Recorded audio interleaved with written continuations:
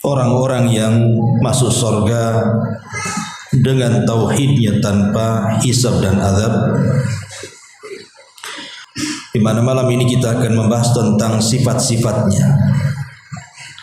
Siapa saja orang-orang yang dengan tauhid mereka masuk surga tanpa hisab dan azab. Karena Nabi SAW tidak menyebutkan orangnya, Rasul hanya menyebutkan sifat-sifatnya saja, sehingga memungkinkan siapapun bisa masuk pada kelompok orang-orang yang masuk surga tanpa hisab dan azab dengan syarat terpenuhi 4 sifat yang tercantum dalam hadis yang sudah kita baca pada minggu yang lalu. Yang pertama, ar-ruqyah, tidak meminta ruqyah. Sedikit kita bicara soal ruqyah. Ma'asyiral muslimin yang dimuliakan Allah Subhanahu wa taala. Pada dasarnya ruqyah itu tidak ada masalah. Artinya tidak ada hal yang diharamkan seseorang itu meruqyah. Boleh-boleh saja. Bahkan bisa saja bukan hanya sekedar boleh, tetapi sunnah yang baik. Karena Nabi SAW pernah meruqyah dirinya dan juga meruqyah sebagian para sahabatnya. Aisyah radhiyallahu anha, beliau menceritakan bahwa Nabi SAW idza ishtaka, kalau mengeluhkan sesuatu, yaqra ala nafsihi bil muawwidzat, maka beliau membaca kepada dirinya 2 surat perlindungan. Wa yanfus, kemudian beliau meniupkan kepada tempat yang sakit tersebut. Falamma ishtadda waja'uhu, tapi ketika di hari beliau semakin memarah sakitnya sebelum meninggalnya, kuntu aqra alaihi, aku yang membacakan surah Muawwidzatain itu kepada Nabi. Wa amsahu biyadihi raja'a barakatiha, dan aku mengusapkan kepada tangannya karena mengharap berkahnya. Artinya Nabi SAW meruqyah dirinya dan diruqyahlah orang lain. Aisyah meruqyahnya. Sebenarnya tidak ada masalah. Hukum ruqyah itu tidak ada masalah. Apalagi ada kisah dari seorang sahabat namanya Abi Sa'id Al-Khudri radhiyallahu an. Jadi satu hari beliau bersama rombongan pulang dari safar. Kemudian kehabisan bekal. Akhirnya kemudian rombongan Abu Sa'id Al-Khudri ini mereka mampir di sebuah desa karena kehabisan bekal. Masuklah kemudian ke desa tersebut dengan harapan ada yang mau menjamu tamu. Karena mereka kehabisan bekal masalahnya, bisa kelaparan di jalan. Tapi Allah Subhanahu wa taala takdirkan satu penduduk desa yang ditemui itu tidak ada satu pun yang dermawan, semua bakhil. Tidak ada yang memberi sesuatu kepada rombongan Abu Sa'id Al-Khudri. Akhirnya kemudian Abu Sa'id Al-Khudri dan rombongan pun keluar dari desa itu untuk mencari desa lain. Qadarullah, pimpinan desa itu, Pak Lurahnya mungkin, tersengat kalajengking. Lah di desa itu tidak ada yang tahu soal pengobatan itu. Akhirnya kemudian orang-orang desa itu melihat dari rombongan para sahabat ini, kayaknya mungkin di antara kalian ada tabib yang bisa mengobati kepala desa kami. Maka salah seorang sahabat di antara mereka mengatakan, saya bisa mengobatinya, tapi dengan imbalan kalian harus memberi beberapa ekor kambing kepada kami. Akhirnya kemudian sahabat ini membacakan surah Al-Fatihah kepada kepala desa yang terkena salah jengking ini, tiba-tiba sembuh. Dari sini menunjukkan bahwa ruqyah itu bukan hanya sekedar penyakit roh saja, tapi penyakit badan pun bisa disembuhkan. Karena tersengat kala jengking ini penyakit badan, bukan ruh seperti kena sihir, kesantet dan yang semacamnya. Tapi bisa sembuh dengan surah Al-Fatihah tadi. Dengan cara diruqyah menggunakan surah Al-Fatihah, tiba-tiba sembuh. Akhirnya sebagaimana perjanjian, dia harus memberikan beberapa ekor kambing. Dari sini juga boleh seseorang peruqyah itu mengambil upah, tetapi dengan syarat jangan berlebihan. Akhirnya kemudian dibawalah kambing-kambing itu, sebagiannya disembelih dimakan, sebagiannya dibawa balik. Kemudian diceritakan kepada Nabi sallallahu alaihi wasallam. Maka Nabi sallallahu alaihi wasallam mengatakan, coba seperti apa yang kalian ruqyahkan kepada kepala desa itu? Maka akhirnya dicontohkan oleh seorang sahabat ini dengan membaca surah Al-Fatihah. Maka Nabi SAW mengatakan, la ba'sa birruqa ma lam takun syirkan. Tidak mengapa ruqyah yang seperti itu selama tidak ada kandungan syirik, selama tidak ada kesyirikan, ada masalah. Kemudian Nabi SAW meminta bagian upahnya. Maka sahabat pun kemudian memberikan beberapa kambing. Fadhahika Rasulullah sallallahu alaihi wasallam, maka Rasul pun tersenyum dan senang. Dari sini menunjukkan bahwa Nabi SAW membenarkan ruqyahnya para sahabat. Artinya ruqyah itu ya tidak ada masalah. Kemudian juga riwayat yang lain dari Utsman ibn Abil As radhiyallahu an. Utsman ibn Abil As radhiyallahu an, dia mengadu kepada Nabi SAW, di mana dalam jasadnya sejak dia masuk Islam itu ada yang sakit. Si Utsman ibn Abil As ini. Maka Nabi SAW meletakkan, Rasulullah SAW kemudian bersabda kepada Utsman ibn Abil As ini, dha yadaka alal makanil ladzi ta'allam min jasadik. Letakkan tanganmu di tempat yang ada sakit dalam jasadmu itu. Pemain sakit di sini ya pegang begini. Sakit kepala begini. Ini kalau gini enggak ada duit. Jadi akhirnya kemudian kata Nabi SAW, kul, katakan bismillahi thalathan. Ucapkan bismillah 3 kali. Bismillah, bismillah, bismillah. Wa qul sab'a marrat, dan ucapkan 7 kali a'udzu bi izzatillahi wa qudratihi min syarri ma ajidu wa uhadir. Katanya Utsman ibn Abil As, aku pun melakukan apa yang disarankan Nabi. Fa adhaballahu ma kana bi. Tiba-tiba Allah menghilangkan sakit yang ada dalam jasadku sejak aku masuk Islam. Dari sini juga ruqyah ini bermanfaat untuk penyakit jasad gitu ya, bukan ruh saja. Minimalnya antum kalau mamanya mau membaca surat-surat pendek paling sedikit 7 kali lah kan begitu. Kalau lebih daripada 7 kali tidak ada masalah. Atau 3 kali atau 7 kali, lebih banyak lagi lebih baik tentunya ya. Karena Imam Ibnul Qayyim rahimahullahu taala menceritakan saat dia haji ke Mekah. Jadi dia ngedrop sakit gitu ya Imam Ibnul Qayyim ini. Akhirnya kemudian dia pun meruqyah dirinya sendiri.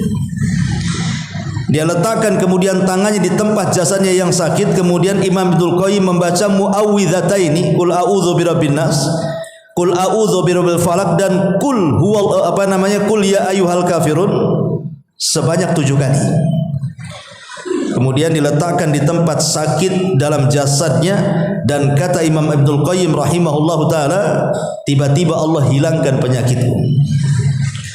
Jadi ruqyah tidak masalah, karena para ulama pun seperti itu.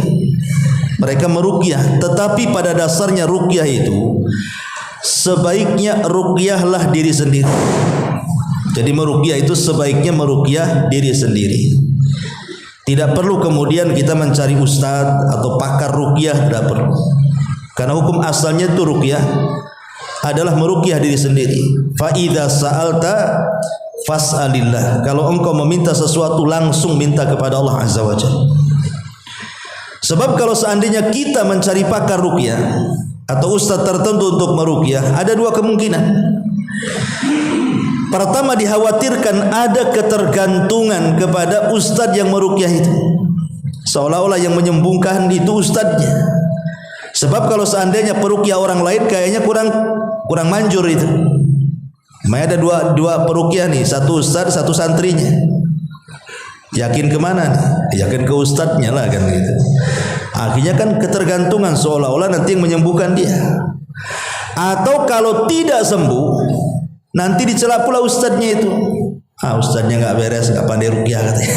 Kan gitu ya. Ya orang kan begitu biasanya. Ya. Tapi kalau seandainya meruqyah diri sendiri kan tidak mungkin suudzon kepada orang atau punya keyakinan bahwa dia yang menyembuhkan, paling menyembuhkan Allah Subhanahu wa taala. Karena ruqyah itu sebab. Ingat, ruqyah itu sebab bukan obat. Yang harus dipahami, ruqyah itu sebab bukan obat. Makanya sudah sering saya katakan bahwa dalam dunia pengobatan itu harus antum ketahui tentang 3 perkara. Pertama, ada obat itu yang bisa menyembuhkan secara nas Al-Quran ataupun nas hadis-hadis Nabi SAW. Kalau memang ada Al-Qurannya, ada hadisnya bahwa perkara itu bisa menyembuhkan, atau obat-obat tertentu bisa menyembuhkan, ya tidak ada masalah. Antum harus yakin. Seperti mamanya air zam-zam, jelas hadisnya kan itu. Kemudian habbatus sauda, jelas hadisnya habbatus sauda dawaun likulli da, kata Rasul, obat segala penyakit, kan jelas tunasnya. Atau minyak zaitun, karena dia minyak mubarakah yang penuh berkah. Jadi kalau ada nas-nasnya sharih atau madu gitu ya, itu jelas, maka tidak masalah berobat, karena jelas Qur'annya, jelas hadisnya. Tetapi ini pun belum tentu mengobati secara mutlak kan. Ya ada yang cocok, ada yang tidak kan. Ya namanya kan penyembuhan itu kan kembali kepada takdir, ikhwan. Mau dokter sehebat apapun, mau obat semanjur apapun, kalau Allah takdirkan tidak sembuh, tidak akan sembuh.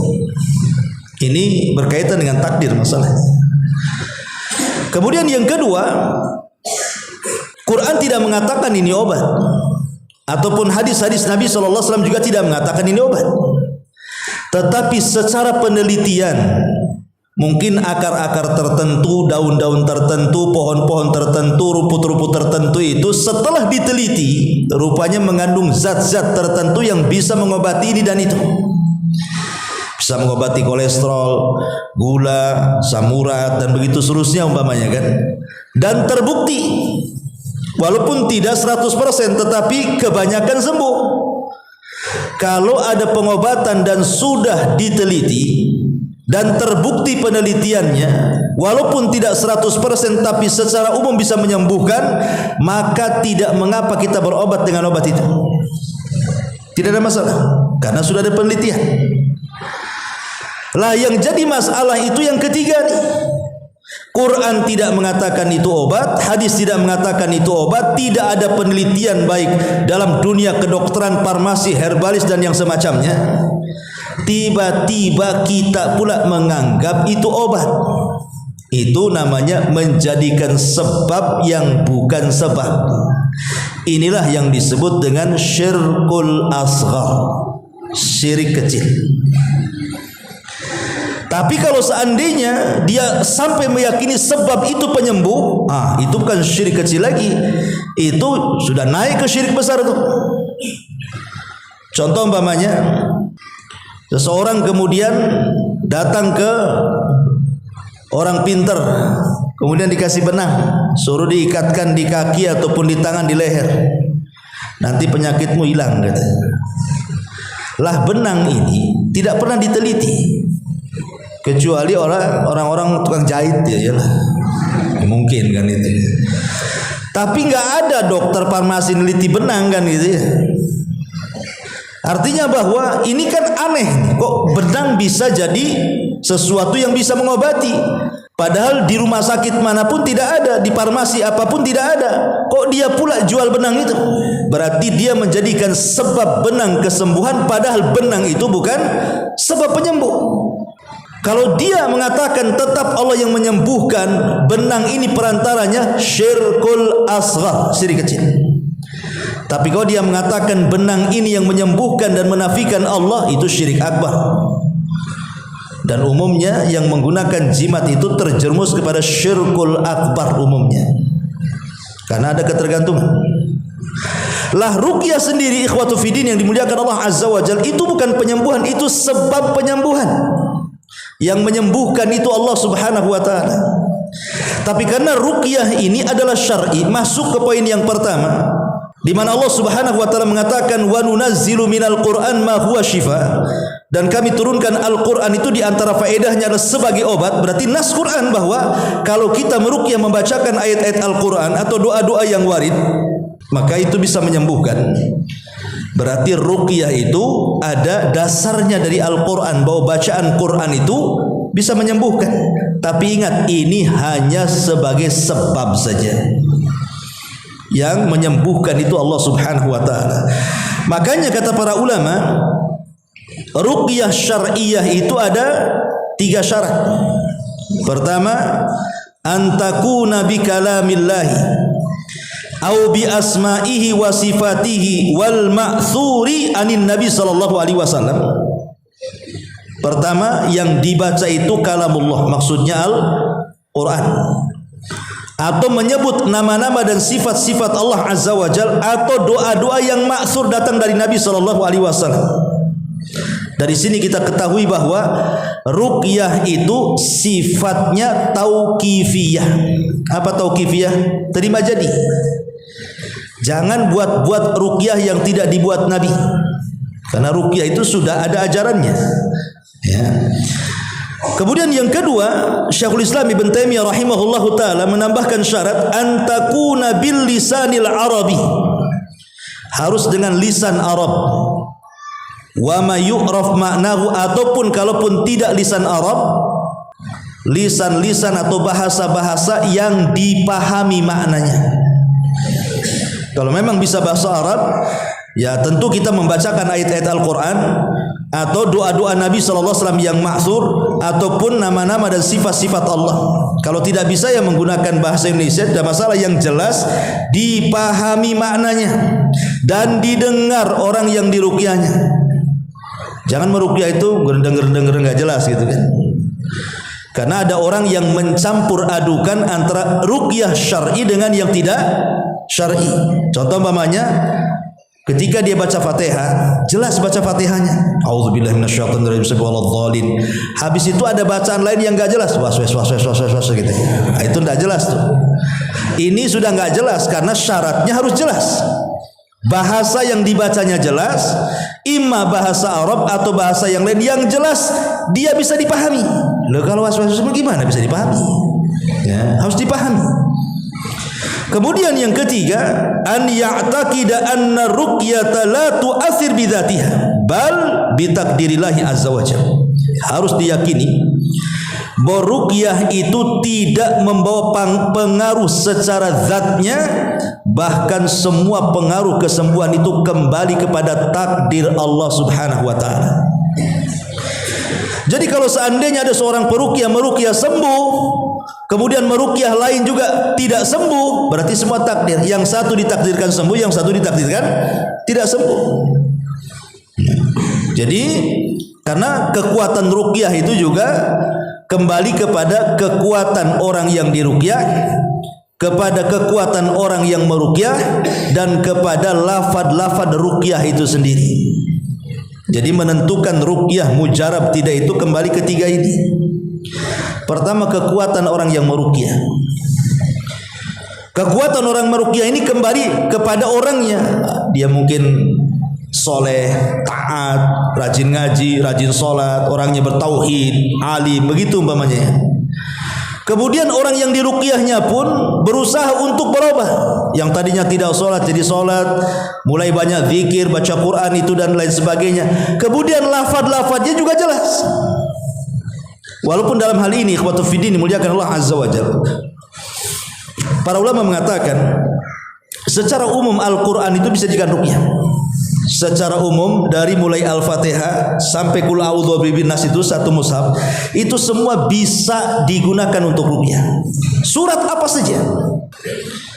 Tetapi kalau seandainya ada surat-surat yang memang warid keutamaannya, artinya ada keutamaan tersendiri, maka itu lebih afdal lagi.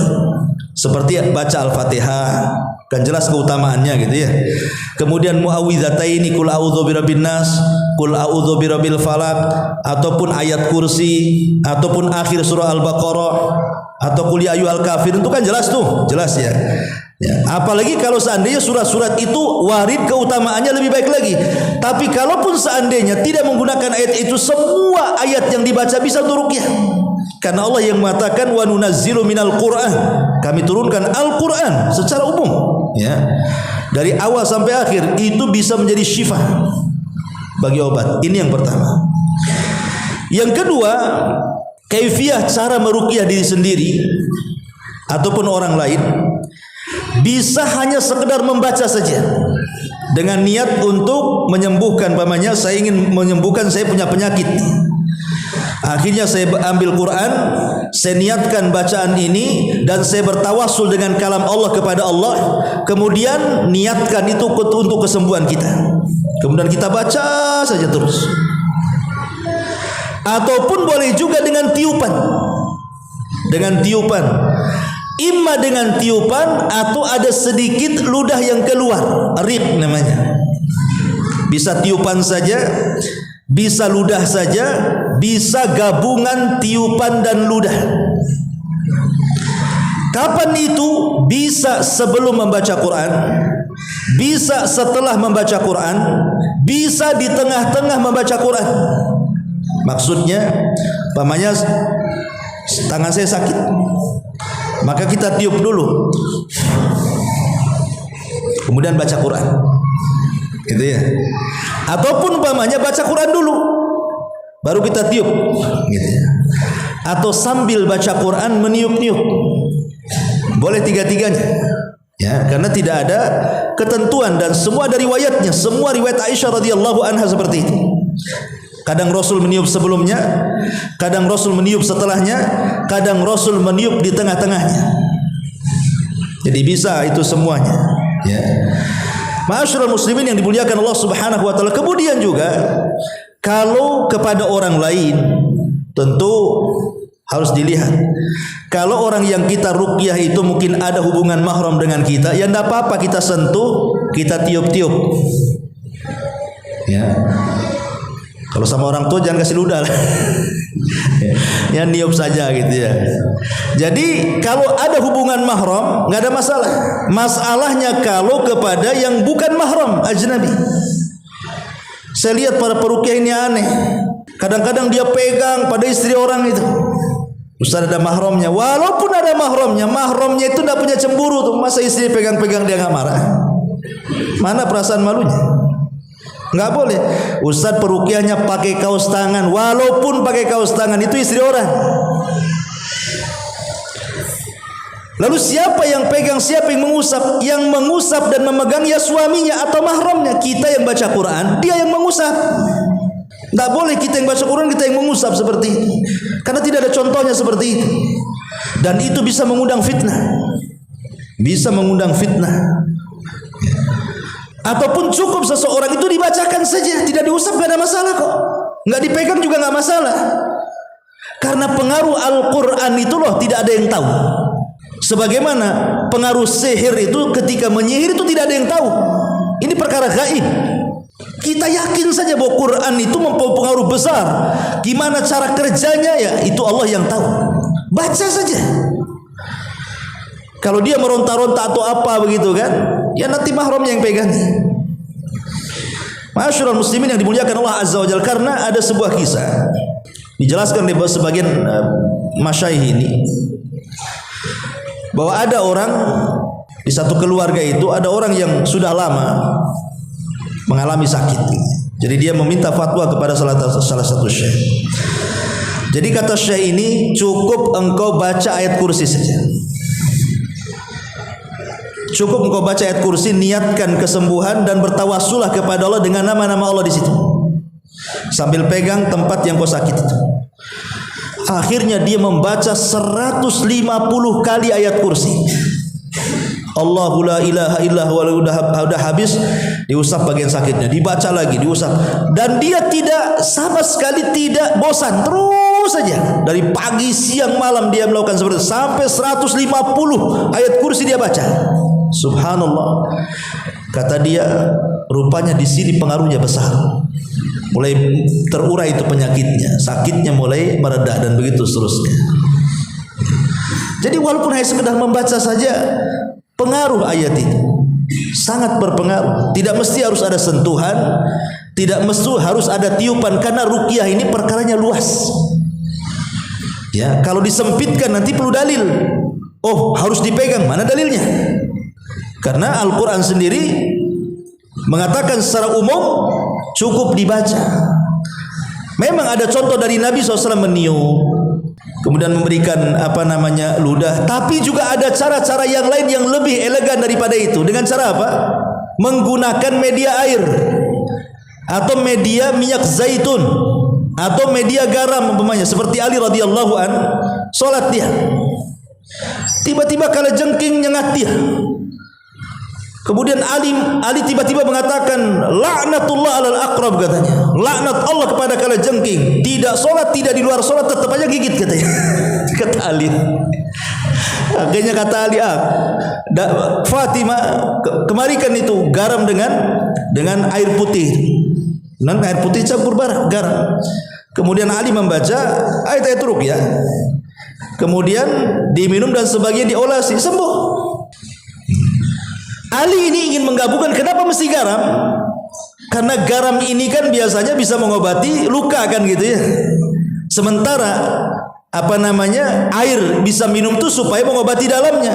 Jadi menjamakan antara ruqyah dengan pengobatan medis gitu maksudnya.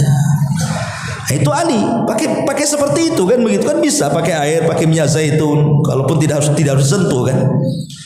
Karena pengaruh ruqyah ini yang tahu hanya Allah Subhanahu wa taala. Pengaruh ruqyah itu yang tahu hanya Allah. Oh enggak Ustaz, ketika saya ruqyah dikejang-kejang mulu baunya. Bisa saja itu acting jinnya tuh. Ma'asyiral muslimin yang dimuliakan Allah Azza wa Jalla. Jadi cukuplah kita bacakan Quran saja. Kalau perlu tiupan, ya sentuhan-sentuhan, tapi lihat siapa yang Anda ruqyah. Siapa yang Anda ruqyah. Ma'asyiral muslimin yang dimuliakan Allah Subhanahu wa taala. Adapun disebutkan tentang adab peruqyah sendiri, yang pertama dia seorang muslim. Tidak boleh orang kafir dia meruqyah. Orang kafir ini ngapal ayat-ayat ruqyah, kemudian suruh meruqyah kita. Dia aja kafir. Jadi orang yang meruqyah itu harus muslim. Yang kedua, adlan fi dinihi. Harus punya track record dalam agamanya. Jangan ahli maksiat pula meruqyah, enggak ada masalah sebenarnya, tapi kan kurang yakin jadinya kan. Kemudian yang ketiga, an ya'taqid ar-raqi anna Allah huwa syafi. Peruqyah harus yakin bahwa yang menyembuhkan adalah Allah Subhanahu wa taala.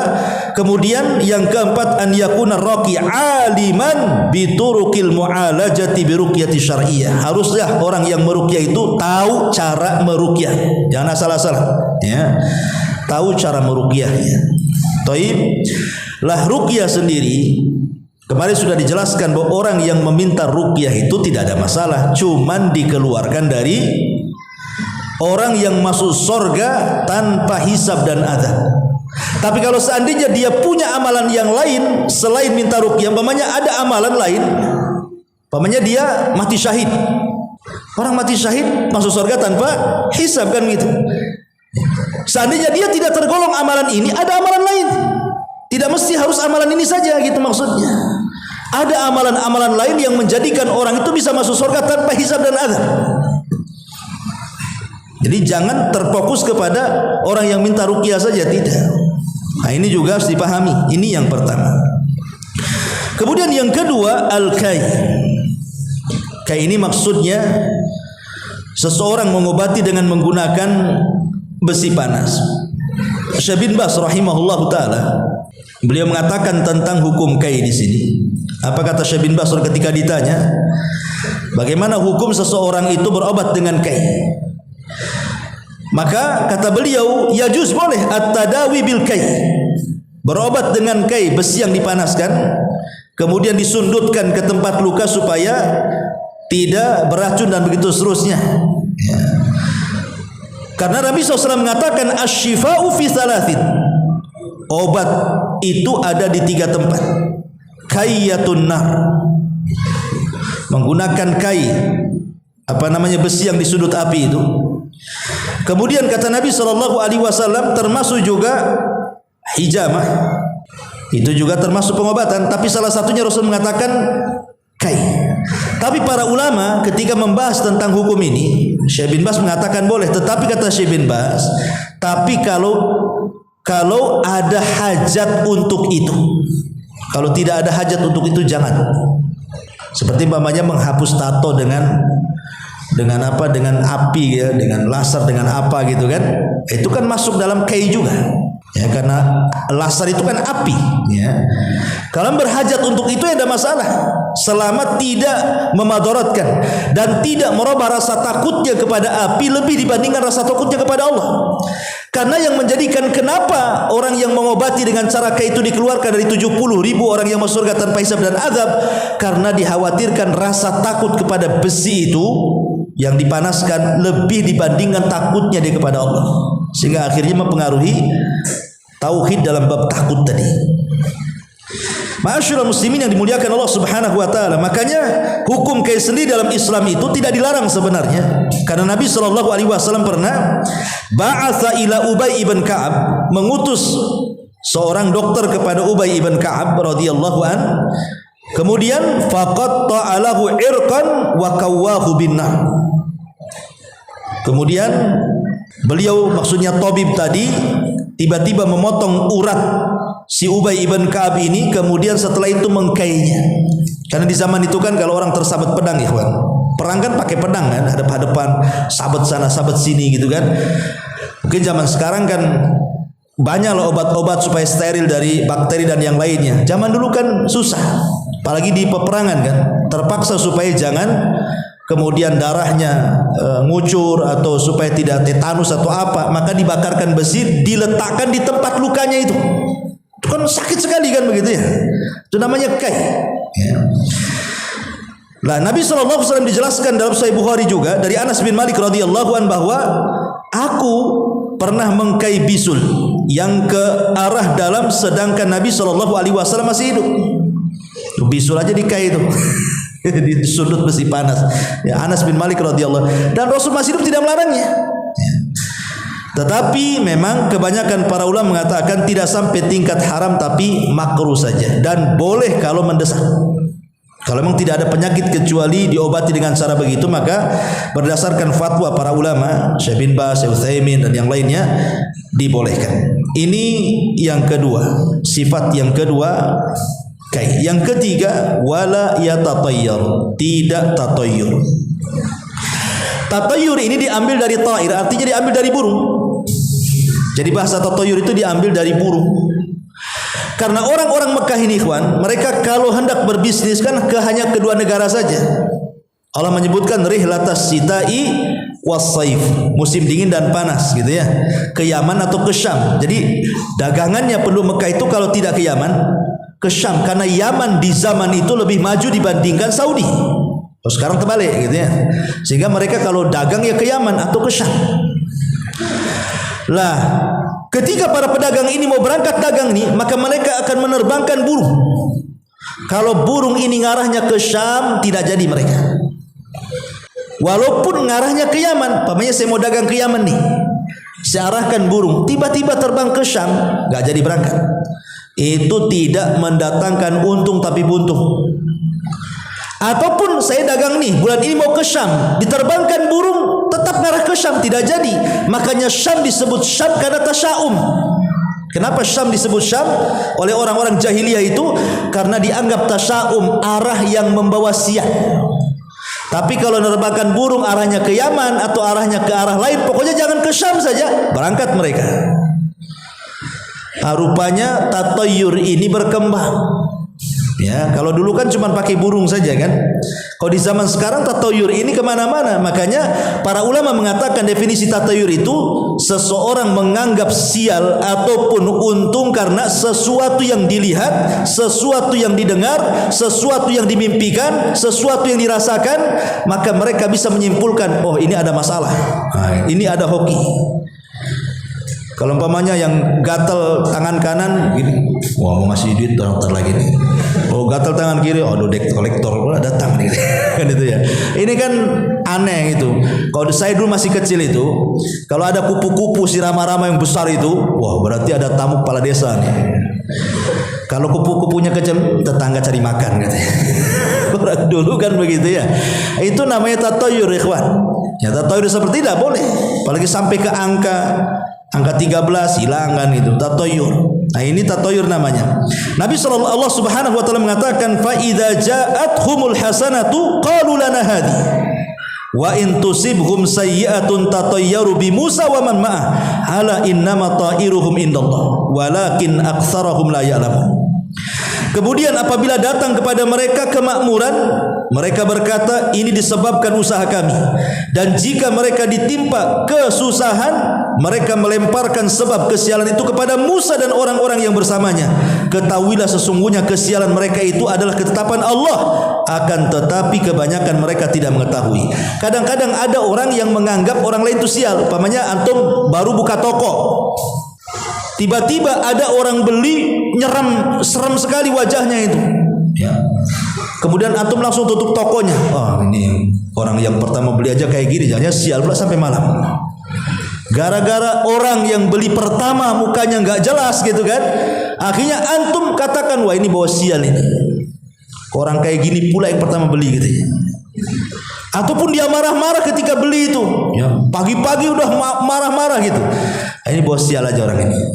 Nggak boleh, manusia itu tidak boleh seperti itu disial-sialkan.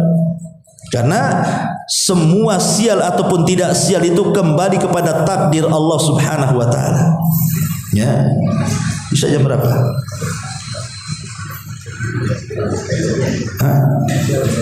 Lewat 15. 11 masih ada waktu. Baik. Jadi sekali lagi tatayur ini termasuk kesyirikan. Nabi sallallahu alaihi wasallam mengatakan at-tiyaratu syirkun, at-tiyaratu syirkun, at-tiyaratu syirkun wa ma minna illa walakinnallaha yudhibuhu bitawakkul. Tiarah itu syirik, tiarah itu syirik, tiarah itu syirik. 3 kali Rasul mengatakan, dan setiap orang pasti pernah terlintas dalam hatinya sesuatu dari hal itu. Hanya saja Allah menghilangkan dengan tawakal kepada Allah. Jadi setiap orang itu terkadang ada tatayurnya, kawan. Contoh umpamanya nih, antum yakin orang yang nabrak kucing itu sama aja dengan nabrak ayam. Sekali kejadian persis sama antum yang nabrak kucing itu, kepikiran juga antum tuh. Nah, itu tatayur juga. Tapi kalau antum bertawakal kepada nggak ada apa-apa lah, nabrak kucing sama dengan nabrak kodok, apa masalahnya? Ya. Karena kadang-kadang orang termakan mitos kan, termakan khurafat, cerita-cerita orang dulu. Kalau antum nabrak kucing, maka antum harus turun, harus dikafani, disolatkan, dikuburkan di temiang. Baru antum tidak ada masalah perjalanan kan begitu. Ini dari mana? Nggak ada, itu khurafat saja. Antum nabrak kucing dengan nabrak ayam lu sama. Kalau mau dikubur tuh dikubur supaya bangkainya tidak menyakiti orang saja baunya. Ya ambil kubur gitu saja supaya kalau tidak dikubur nanti bangkainya bau. Itu saja keyakinan kita. Jangan kemana-mana keyakinannya. Oh bukan Ustaz, karena kucing itu binatang kesayangan Nabi. Oh, Nabi lo nggak melihara kucing. Oh bisa kesayangan Nabi pula. Yang melihara kucing lo Abu Hurairah. Ya. Dan tidak semua sahabat melihara kucing. Kebanyakan sahabat tidak melihara kucing. Cuman Rasul mengatakan kucing itu kenapa kemudian liurnya tidak najis? Karena fa innahu tawafina alaikum, dia binatang yang jinak yang suka berputar-putar di tengah-tengah kalian, kata Rasul. Hanya itu saja kok. Enggak lebih daripada itu. Jadi intinya bahwa bicara soal tatayur ini dikembalikan kepada tawakal dan kepada takdir Allah Subhanahu wa taala. Kemudian yang terakhir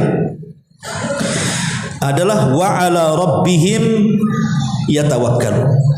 Dan yang keempat, ciri atau sifat orang yang masuk surga tanpa hisab dan azab adalah orang-orang yang bertawakal kepada Allah. Wa man yatawakkal 'alallah fahuwa hasbuh. Barang siapa yang bertawakal kepada Allah Subhanahu wa taala, maka dia akan dicukupi hidupnya. Dan yang terakhir inilah yang paling berat. Tawakal ini paling berat sekali. Oke lah, antum tidak tatayur karena sudah ngaji tauhid gitu ya. Antum tidak berobat dengan kai, antum tidak minta ruqyah mungkin iya. Tapi bertawakal ini berat. Tawakal ini ujiannya berat sekali. Kenapa demikian? Karena hati kita ini masih terpaut dengan selain Allah. Terkadang lebih besar dibandingkan keterpautan hati kita kepada Allah. Seperti kecintaan kita kepada istri kita, kepada anak kita, kepada usaha kita, ya, kepada permainan teman-teman dan begitu seterusnya lebih kuat, atau keterkaitan dengan harta, jabatan, pangkat dan begitu seterusnya. Sehingga ketika ada masalah sedikit, memangnya kena PHK, kena pecat, stresnya setengah mati itu. Stres, nggak bisa tidur. Ya, mau sholat aja nggak khusyuk. Baru diumumkan aja nama antum di situ, belum dipecat, baru diumumkan, udah stresnya kayak kiamat. Kenapa nama saya di situ katanya? Padahal kalau dia bertawakal kepada Allah, boleh jadi itu jalan terbaik. Sengaja Allah ingin yang terbaik kepada antum. Mungkin di perusahaan itu kurang baik bagi antum, makanya Allah keluarkan antum dari situ. Boleh jadi wa asa an takrahu syai'an wa huwa khairul lakum. Sesuatu yang dianggap jelek di mata kita itu rupanya baik pula di sisi Allah. Betapa banyak orang yang keluar atau dikeluarkan dari PT, akhirnya kemudian jadi pengusaha. Siapa yang tahu? Tapi ada juga sebaliknya, di PT dia gajinya tinggi, pas keluar pula aduh susah kerjanya. Yaitu juga yang terbaik. Boleh jadi ujian bagi kita, ingin Allah mengangkat derajat kita, menghapuskan dosa kita, atau karena dosa-dosa yang pernah kita lakukan dulu yang kita tidak tahu. Ya, semua ada hikmahnya, ikhwatul fiddin yang dimuliakan Allah Azza wa Jalla. Adapun tawakal sendiri banyak keutamaannya. Pertama, Allah suka dengan orang-orang yang bertawakal.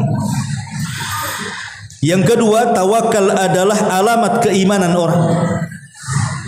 Karena Allah mengatakan wa 'alallahi fatawakkalu in kuntum mu'minin. Kepada Allah kalian bertawakal jika kalian orang-orang yang beriman. Artinya bahwa alamat keimanan itu ditonjolkan dengan tawakal. Dan tawakal itu yuzilul humum wa yufarrijul ahzan wal ghumum.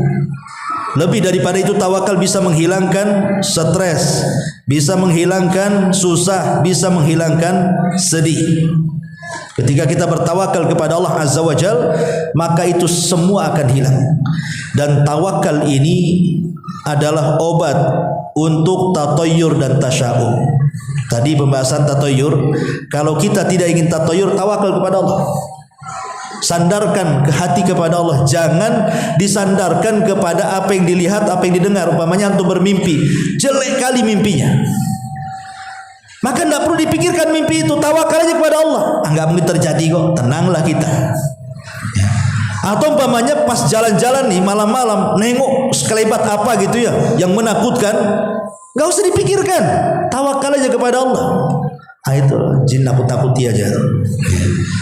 Atau umpamanya mendengar sesuatu malam-malam, entah apa yang jatuh di dapur, entah kalengkong gua atau apa gitu ya, tahu-tahu kucing pula ditabrak, nggak tahu kan.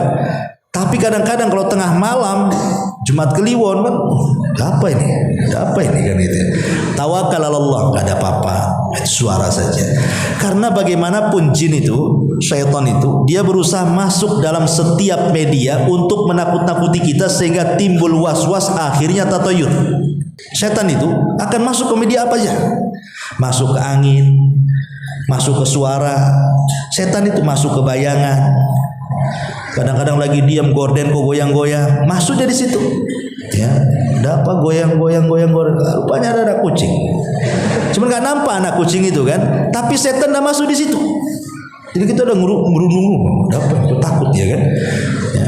Kemudian juga rupanya jendela kurang tertutup sedikit aja, angin masuk, kan kita tidak tahu. Dia bisa lewat angin, lewat suara, lewat apa-apa kita tidak tahu. Ya. Makanya tawakal Allah, jangan pedulikan karena itu bisikan-bisikan syaitan supaya kita takut kepada selain Allah Azza wa Jalla dan melupakan Allah Subhanahu wa taala sehingga tauhid, kesempurnaan tauhidnya hilang. Karena yang menjadikan orang masuk surga tanpa hisab dan azab itu kesempurnaan tauhid.